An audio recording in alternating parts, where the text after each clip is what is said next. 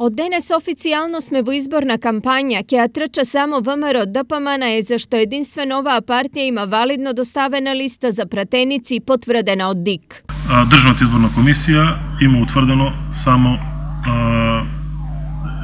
ги има утврдено само поднесените листи за кандидати поднесено од коалицијата ВМРО ДПМН. Од тие причини сметам дека ждрепката за распределба на локации за политичко рекламирање на рекламните паноа и билборди согласно член 78а став 3 од изборниот законник е безпредметна. Иако листи доставија Јанко Бачев и Бранко Јаневски, според ДИК првиот не ги доставил податоците што комисијата му ги побарала, а вториот листите сам ги повлекол.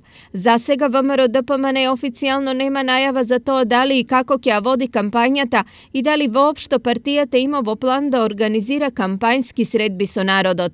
Неизвестноста околу одржувањето или евентуалното неодржување на изборите ги олабави и општините, па иако кампањата е започната официјално, ниту една општина од истокот се уште нема одредени локации за лепење на плакати. Инаку, според листата на ВМРО ДПМН, како единствен учесник во изборите, во изборната тројка има 10 кандидати од општините од истокот. На неа се досегашните пратеници од Штип Никола Мицевски и Трајче Димков, Иван Иванов од Кочани, Магдалена Манаскова од Виница, Сузана Секуловска од Пехчево и Милка Христова од Делчево.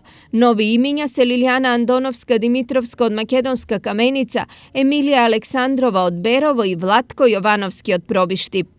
На листата на ВМРО ДПМН ќе се најди Штипјанката Бети Тасевска, но како кандидат на коалициониот партнер Гром.